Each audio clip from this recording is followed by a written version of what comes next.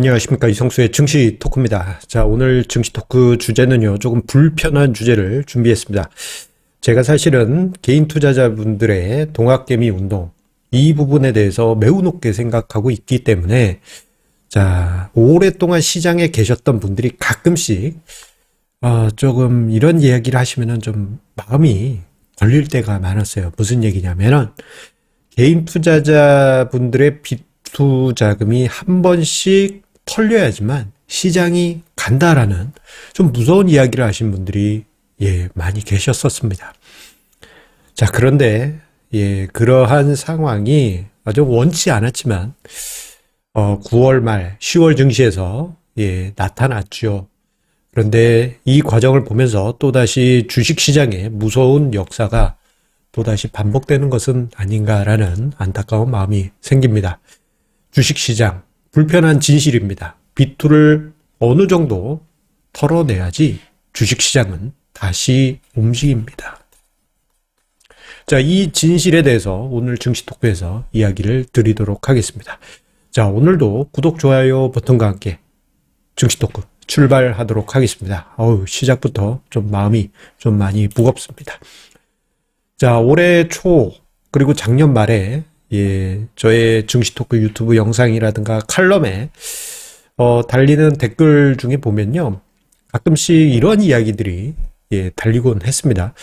오랫동안 저의 증시 토크를 보아오신 분은 아시겠습니다만, 자, 비투는 좀 본인이 컨트롤 가능한 수준에서 조절하시라, 조심하시라, 이런 이야기를 자주 드려왔잖아요. 그런데 그런 주제를 잡을 때마다 꼭 달리는 댓글은, 자, 레버리지 없이, 비투 없이 언제 부자가 되냐. 이건 개인 투자자의 마음을 모르는 이제 글이나 칼럼이나 영상이다. 그렇게 이제 댓글이 달릴 때가 작년 말 그리고 올해 초에 있었습니다. 그것을 볼 때 조금 마음이 무거웠어요. 그러면서 한편으로 떠오른 생각은, 주식시장에 오래 계셨던 분들은 꼭 하는 이야기죠. 주식시장의 특징, 불편한 증시 격언입니다. 주식시장은 개인을 한 번씩 털고 갔는데 특히 과도한 비투 자금을 가장 먼저 뜯어낸다라는 그러한 주식 투자 격언, 요게 떠오르지 않을 수밖에 없었어요. 좀 부정하고 싶었습니다. 지금의 개인은 틀려. 과거 선배 개미는 좀 심하게 무리하게 투자하시거나 이제 규칙이나 이런 거 없이 투자하셨던 경우가 많잖아요. 자, 그래서 이번 동학개미는 틀리다라고 생각했는데 약간 비슷한 부분이 많이 남아 있었습니다. 자, 그런데 저런 증시 격언이 왜 생겼느냐? 항상 주식시장을 보게 되면요, 과도한 비투가 생기고 그 과도한 비투가 일정 수준까지 정리된 후에야 시장은 도도하게 상승을 합니다. 자, 지금 화면상에 좀 생뚱맞은 주가 차트가 보입니다. 이게 뭐냐면요, 1990년 내에 종합주가 지수예요. 자, 이게 이제 6월부터 해서 한 10월, 요 사이에 종합주가 지수 차트입니다. 이때 당시 어떤 일이 있었는데 왜 이 차트를 띄웠느냐? 자, 이때 당시요, 1990년 10월 10일 새벽 2시 어떻게 제가 이런 것까지 기억을 할까요? 그만큼 우리 증시 역사의 흑역사이기 때문이에요. 깡통계좌 일제정리 사건이 발생합니다. 자, 저때 당시요, 종합주가 지수가 89년에 1000 넘어가고 거의 반토막 수준에 이르렀고, 개별 종목 단위에서는 증거금에 미달된 깡통계좌가 적체되어 있었던 상황이었어요. 저때 당시는 거의 전산화라기보다는 그냥 직권으로, 이게 증권사 지점에서 직권으로 조금 이제 용인하던 그런 분위기가 많았는데, 이게 한도를 넘어간 겁니다. 그래서 그때 당시 금융당국이 전격적으로, 이때 당시는 또 이 전격적이란 거를 많이 했습니다. 전격적으로 깡통계좌를 일제 정리하게 됩니다. 1990년 10월 10일 오전 2시, 새벽 2시에. 자, 이때 당시 정말 많은 개인 투자자분들이 강제 청산 당하셨고요. 그리고 서울 같은 경우에는 자, 한 집 걸러 한 집씩 깡통 계좌 찬 투자자가 있을 정도라고 해도 과언이 아니었습니다. 심지어는 이제 갑자기 막 이사를 가. 예, 어떤 집이. 이게 얘기 들어보면 이제 빚에 쪼들려서 이사 갔다 뭐 이런 이야기들이 나왔는데 거의 대부분 저런 상황 때문이었던 것이죠. 그때 당시 깡통 계좌 일제 정리 사건 때문이었습니다. 그리고 그 후에 시장은 단숨에 급등하게 됩니다. 저 깡통 계좌 일제 정리 사태는요.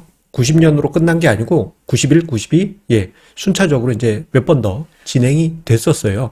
그리고 그 과정 속에서 급등락이 있었고 그 후에 94년까지 강세장이 만들어지게 됩니다. 참 아이러니한 현상이죠. 이런 현상은 작년 코로나 쇼크 때도 우리가 목도했죠. 정말 주식 투자 잘한다는, 난다긴다는 개인 투자자분들 중에 과도하게 비투를 하셨던 분들이 이제 투자의 세계에서 떠났다라는 이야기들도 있었고, 뭐 2008년 금융위기 때도 만만치 않았죠. 그리고 2011년 8월 위기 당시에도 예, 많은 비투 자금들이 강제 청산되면서 예, 개인 투자자분들의 좀 슬픈 상황들이 만들어졌었습니다. 자, 이번 하락장에서도 비투의 강제 청산이 9월 말, 예, 그리고 이번 주 어제까지도 계속 보였습니다. 어제하고 그제, 이번 주 같은 경우에는 매우 또 노골적이었잖아요. 특정 시간대, 정각이 되면 무슨 뭐 폭포수가 쏟아지듯이 악성 매물이 어떠한 자비도 없이 숨 돌릴 겨를도 없이 그냥 눈 깜빡하면 쭉 빠져있는 이러한 상황들이 만들어지게 됩니다.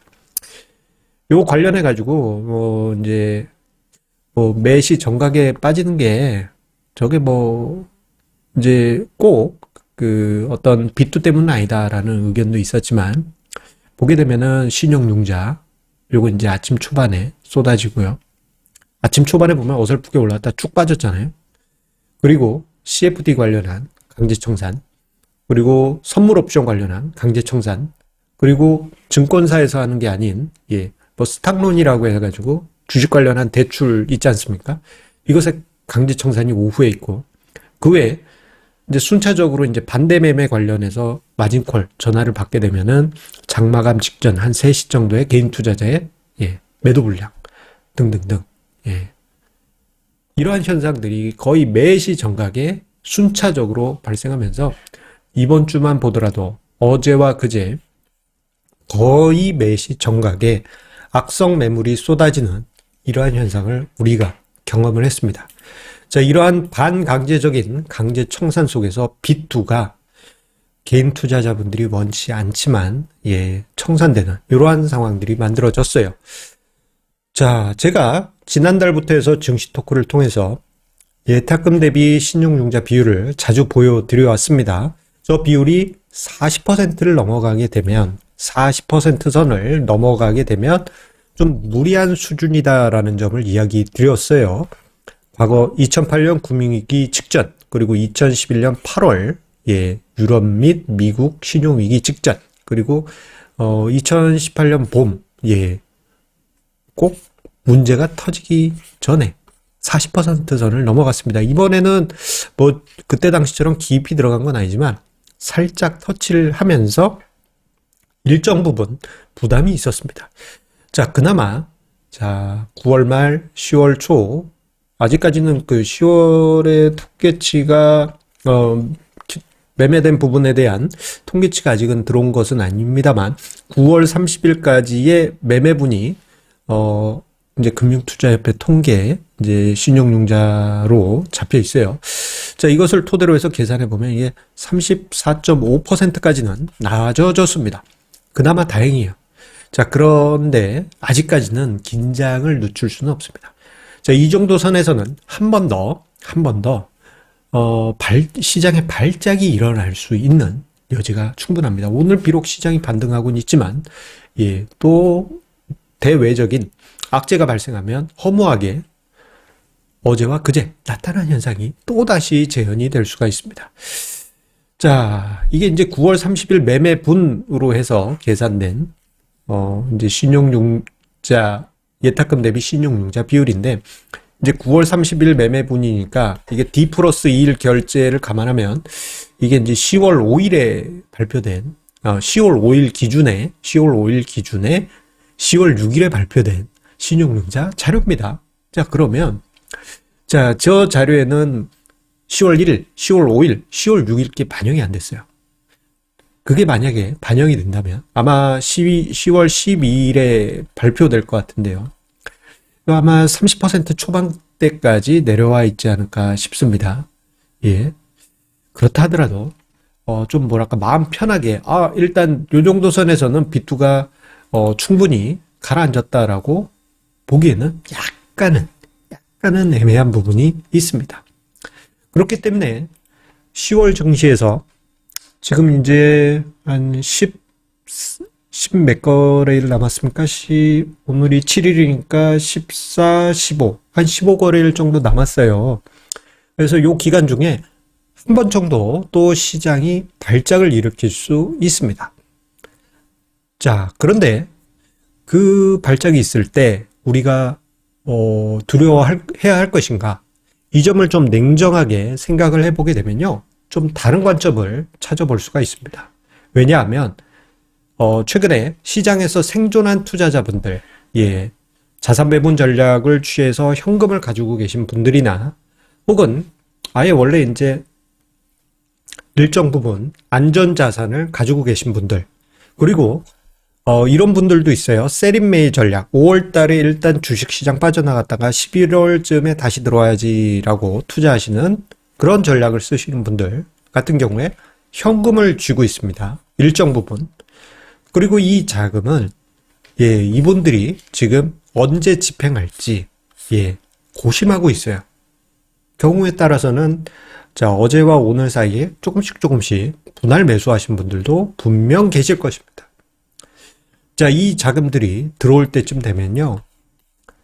시장에 일정 부분 B2 자금이 많이 좀 이제 부담스러운 수준에서 낮아져 있기 때문에 시장을 누르고 그 눌러진 주가락으로 인해서 또 반대 매매가 발생하고 주가가 빠지는 이러한 악순환의 고리가 일정 부분 끊기게 됩니다.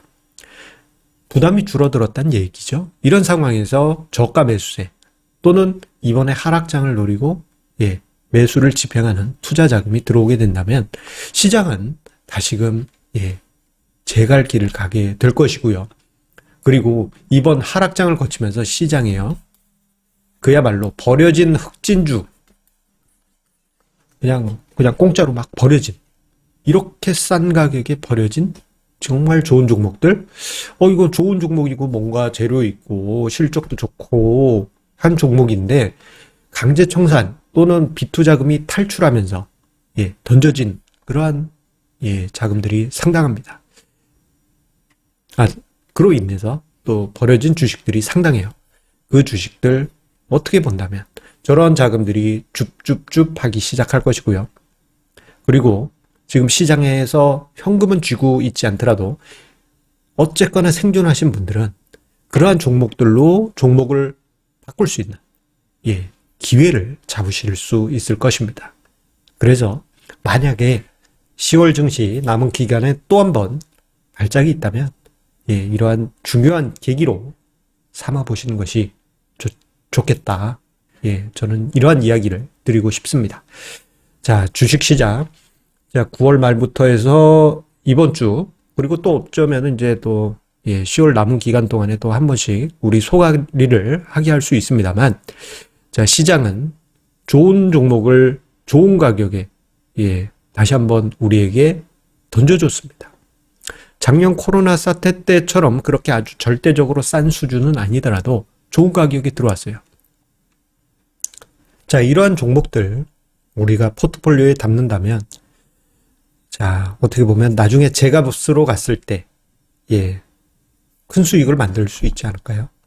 지금 내가 손해보고 좀 못 판다 이런 종목이 있다 하더라도 둘러보면 더 좋은 종목이 더 좋은 가격으로 여러분들이 예전에 째려봤던 그러한 종목들이 좋은 가격이 있다면 한번 포트폴리오에 담아보거나 교체하거나 그러한 전략도 생각해 볼 필요가 있겠습니다.